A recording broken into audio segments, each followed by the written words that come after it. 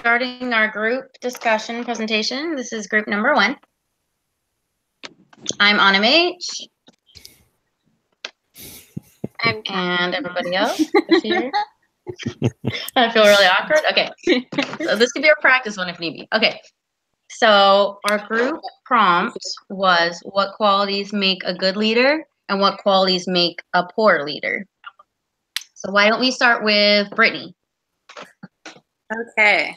I'm Brittany Egan, and some of the qualities that I took notes on that make a good leader are somebody who is good at facilitating discussion, but equally listens.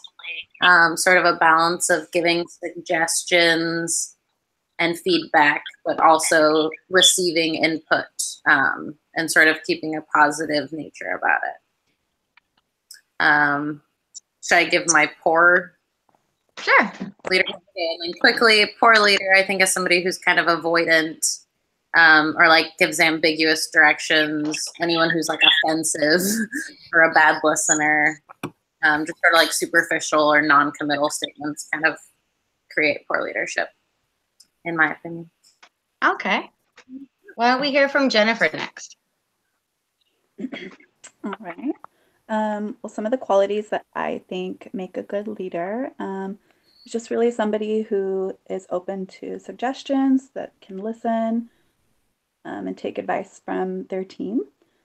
Somebody who just instills trust in their team and gives them kind of the power to take on other roles and leadership themselves.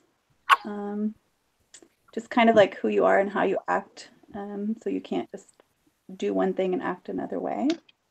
And I think for a bad leader, just somebody maybe like the power wielders, like it kind of talked about in the textbook, you know, that you're only concerned about like yourself and your success, and that's not really going to make you successful if your team isn't there to support you. And also just kind of putting your team into like a threat state, even though there's always like goals and things that you need to achieve. It's just about, like, the delivery of the message too, making sure that you're inspiring your team and not necessarily putting them on the offense or feeling like in a threat state environment. Nice. That's what I got. Okay, how about Catherine? So from being in a leadership position at work, but also like reading the text, understanding is a really big one. I know that like I've had a lot of instances where like if you don't understand where your followers are coming from and they don't understand where you're coming from, you can't lead them in a productive and I almost want to say safe environment so that they feel like they're supported, but also that you feel like you've got their support and getting their feedback. And then if you don't have the drive to improve yourself, but also others, I don't think those make really good qualities for a leader. Just because if you kind of just plateau, how are you going to teach the people below you, but also learn yourself? As far as like poor leadership, kind of touching on what Jennifer said, selfishness.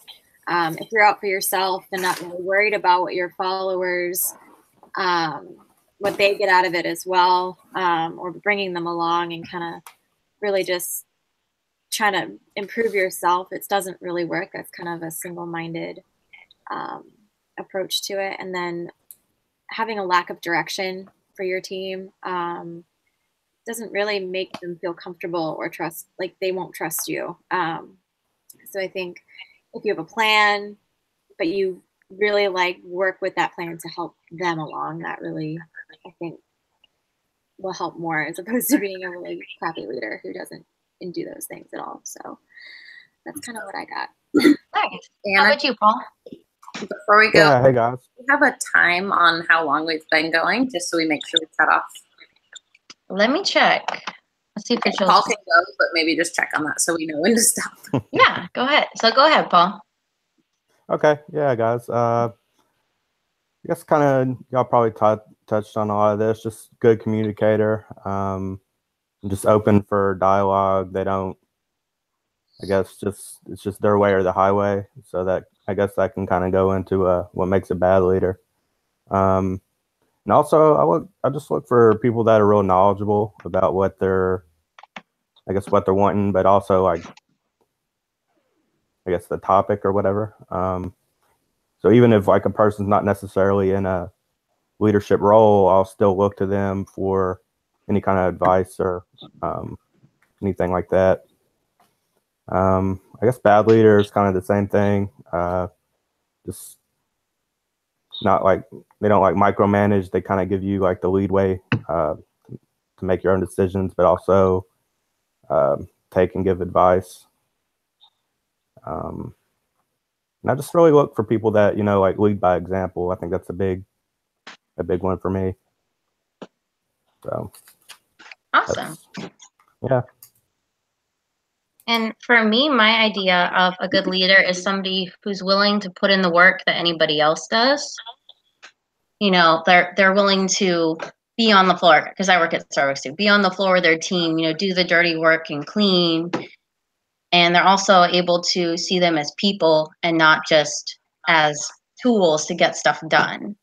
You know, people who have the emotional intelligence to be able to understand other people's feelings and validate them and encourage them and help them grow.